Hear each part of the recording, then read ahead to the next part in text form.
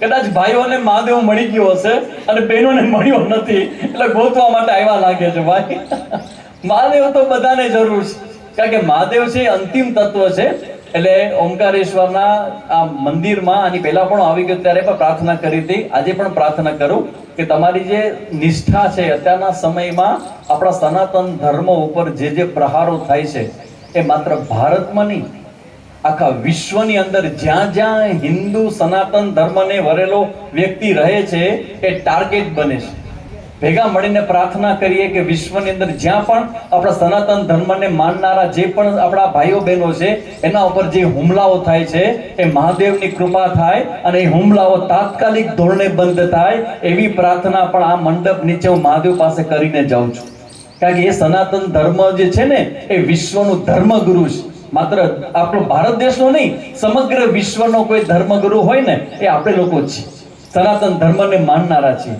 તો આવું સુંદર મજાનું તમારું આયોજન છે અને એની પૂર્ણતા શ્રેષ્ઠ થશે એમાં કોઈ મને શંકા જ નથી.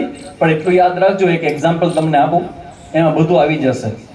અમે જ્યારે અમારા ગુરુજીનો ક્લાસ ભણવા જતા ને ત્યાં ઋષિકેશમાં, તો એક વખત સ્વામીજીનો ક્લાસ ચાલુ હતો અને ઋષિકેશ તો કેવું છે કે ત્યાં વરસાદ જબરજસ્ત આવે, બારી ખુલ્લી હશે અને વરસાદ ચાલુ થયો, બધા છોકરા બધા બ્રહ્મચારી થોડાક ભાગ્યા વરસાદ આવ્યો એટલે.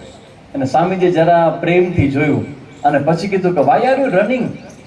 આ ભગવાન જે છે ને એ પાણી બનીને આવે છે, તમે ભાગો છો શું કામ? એટલે કહી દો કે અહીંયા જ્ઞાન યજ્ઞ થાય અને જો મેઘની વરસાદ થાય ને તો ભાગજો નહીં.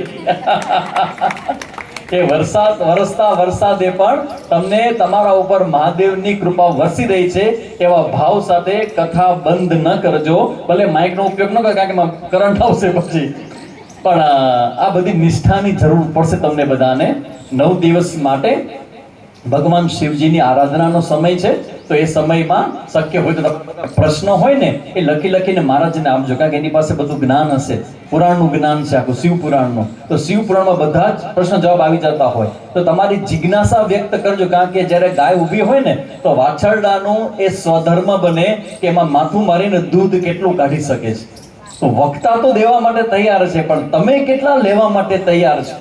તો એના માટેની તૈયારી તમારા પક્ષે ઊભો રહીને તમારો વકીલ બનીને તમને કહેવા આવ્યો છું કે તમે આ 9 દિવસ સુધી મહાદેવના ચરણોમાં બેસવાના છો, તો પૂરેપૂરો લાભ લેજો, જ્ઞાન યજ્ઞનો લાભ લેજો. અને ખાસ કરીને જે તમારા ઘરના લોકો અહીંયા નથી આવ્યા ને, રાતના બધાને પકડીને સત્સંગ કરો કે સત્સંગમાં શું આવ્યું. કારણ કે એ લોકોને એમ છે કે કથામાં તો બહેનો જ જાય, કે બહેનોનો પ્રસંગ જેવું થોડું હોય. કઈ તમે યજમાન તમે બનો, પણ આવે તો બધા જ ને, બધા આવવું જોઈએ આમાં. એટલે આવું બધું કરજો અને મહાદેવ સાહેબ પ્રાર્થના કરું કે તમારી જે શ્રદ્ધા છે એ શ્રદ્ધાનો અનુભવ કરાવે અને તમારી ભક્તિ વધે, તમારી ભક્તિમાં ઊંડાણ આવે, તમારી ભક્તિમાં ગંભીરતા આવે.